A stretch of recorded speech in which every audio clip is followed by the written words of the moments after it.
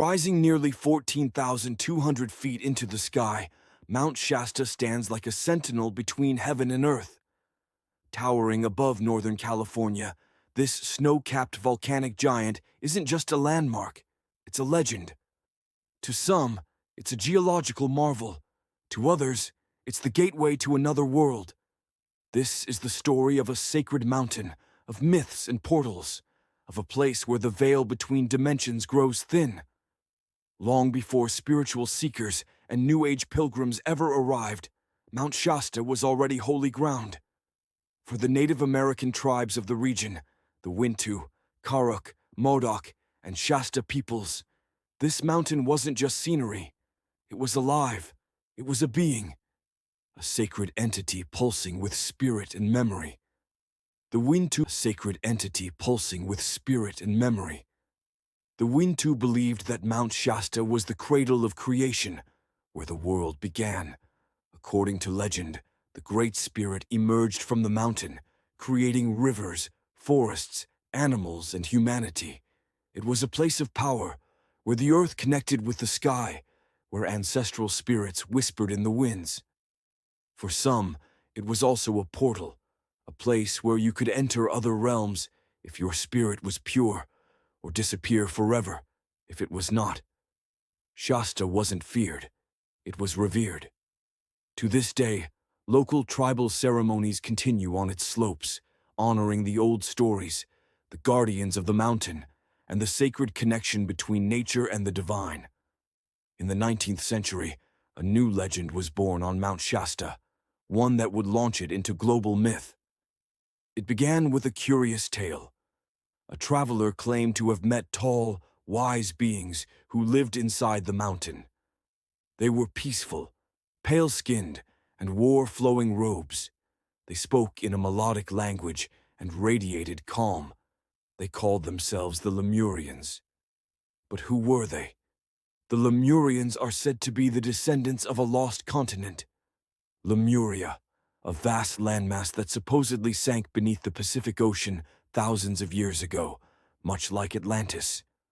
While mainstream science disputes its existence, the myth persists across cultures. According to believers, as Lemuria sank, a few of its enlightened citizens fled, some to the Himalayas, others to Mount Shasta. There, they established a subterranean city called Telos, a utopian paradise of crystal halls, libraries, gardens, and temples deep within the earth.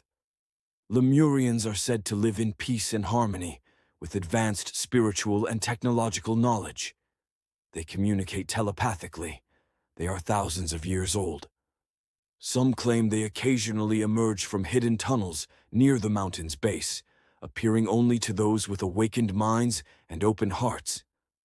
One famous book, A Dweller on Two Planets, written in the 1800s by Frederick Spencer Oliver, describes in vivid detail the Lemurian life beneath Mount Shasta, years before the concept of ancient aliens or inner Earth civilizations became popular.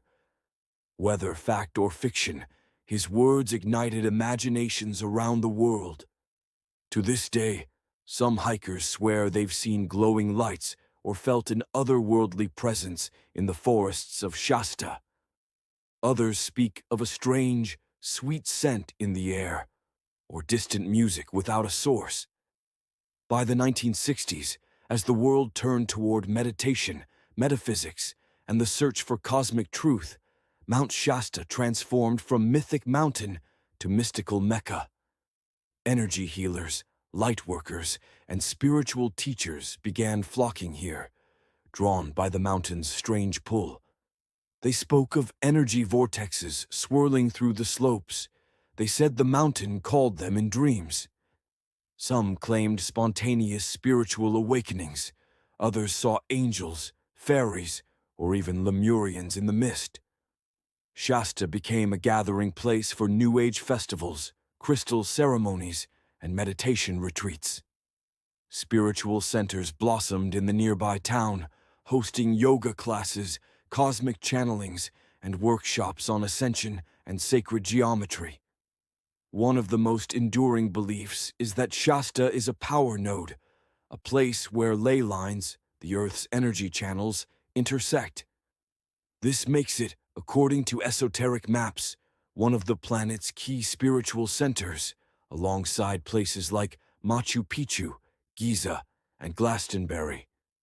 But you don't have to believe in Lemurians or ley lines to feel something on Mount Shasta. Even the skeptics admit there's a strange stillness, a power in the silence, a presence in the wind. So what is Mount Shasta, really? Is it just a majestic peak, an ancient volcano that stretches into the clouds? Or is it something more, something that defies explanation and whispers to the soul? For the native tribes, it is the birthplace of the earth itself, a living spirit, a sacred temple of sky and stone. For mystics and seekers, it's a beacon, a lighthouse for the lost, a tuning fork vibrating with the frequency of forgotten truths. And for those who believe in the Lemurians, it's not just a mountain, it's a memory, a monument to a civilization that fell beneath the waves, yet somehow endured, a place where the ancient meets the eternal, and where silence tells stories older than language. Stand at its base and feel it, the hush of the wind, the rhythm of the land, the hum beneath your feet. Something stirs there, beyond sight, beyond logic, an energy that doesn't ask to be understood, only experienced. Mount Shasta isn't just a destination, it's a mirror. It reflects back to you what you seek, your longing, your past lives, your future self. It invites the skeptic, the dreamer, the healer, and the wanderer, and it changes them, quietly, permanently. So whether you believe in Lemurian cities made of crystal, or simply feel awe in the face of nature's magnificence, Mount Shasta offers one thing to all who come, a chance to remember that there's more to this world than what we see, more than what we know, and perhaps more than what we dare to believe. It doesn't demand faith. It doesn't ask for proof. It simply waits, timeless, towering, and very much alive.